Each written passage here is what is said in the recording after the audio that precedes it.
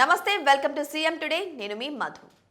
ప్రస్తుతం ఎక్కడ చూసినా అకాల వర్షాలు, ఎడతెరపి లేని వర్షాల కారణంగా కొండ చీరలు విరిగిపడుతూ తద్వారా మనుషుల ప్రాణాలు కోల్పోతున్నారు. కానీ విని ఎరుగని రీతిలో ఊహించని విధంగా జరిగే ఈ ప్రకృతి పరిణామాల వల్ల ప్రజలు చాలా ఇబ్బందులు పడుతున్నారు. ఇదిలా ఉండగా ఈ అకాల వర్షాల కారణంగా ఇక్కడ ఒక ప్రాంతంలో కొండ చీరలు విరిగిపడి ఏకంగా 1000 మందికి పైగా ప్రజలు తమ ప్రాణాలు కోల్పోయారు. ప్రస్తుతం అక్కడ పరిస్థితి ఎలా ఉంది అనే విషయం యావత్ ప్రజలను భయాందోళనలకు గురి చేస్తుంది.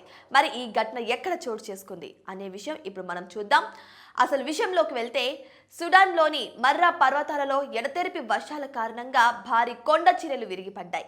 దీనివల్ల ఒక గ్రామం మొత్తం తుడుచుకుపెట్టుకుపోయింది. ఇందులో 1000 మందికి పైగా ప్రజలు ప్రాణాలు కోల్పోయారు.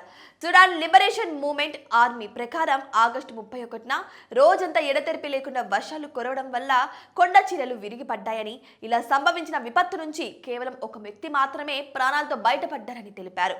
అబ్దెల్ వాహిద్ మహమ్మద్ నూర్ నేతృత్వంలో ఒక గ్రామం పూర్తిగా నేలమట్టమైందని, పిల్లలను మొదలుకొని పురుషులు, మహిళలు శిథిలాల కింద సమాధి అయ్యారని స్పష్టం చేశారు.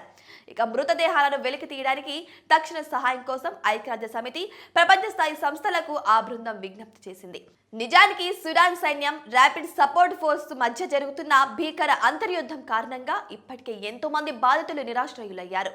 ఉత్తర డార్ఫర్లో జరుగుతున్న యుద్ధం కారణంగా ఏర్పడిన హింసను తట్టుకోలేక చాలా కుటుంబాలు పారిపోయి మర్రా పర్వతాలలో ఆశ్రయం పొందాయి.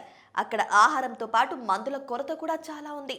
ముఖ్యంగా ఈ ఘటన ఇళ్లను వదిలి వెళ్లేలా చేయడమే కాకుండా సుడాన్ జనాభాలో సగానికి పైగా ప్రజలను తీవ్ర ఆకలిలోకి నెట్టింది.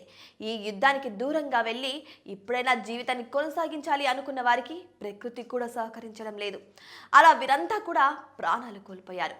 మొత్తానికైతే పర్వతాల సమీపంలో నివసిస్తున్న ప్రజలు దాదాపు ప్రాణాలు కోల్పోయినట్టు తెలుస్తుంది. ఇక మరొక వైపు ఉత్తర డార్ఫర్ రాజధాని ఆలీ షఫీర్ చుట్టూ పోరాటం కొనసాగుతుంది. ఏదేమైనా ఒక విపత్తు నుంచి బయటపడేలోపే మరో విపత్తు అక్కడి ప్రజలను, వారి జీవితాలను అతలాకుతలం చేసిందని చెప్పవచ్చు. ఏదేమైనా కానీ ఈ కొండ చర్యల కారణంగా యుద్ధం నుంచి తప్పించుకుని తలదాచుకున్న ప్రజల ప్రాణాలను కూడా తీసేయడం నిజంగా బాధాకరమని చెప్పచ్చు.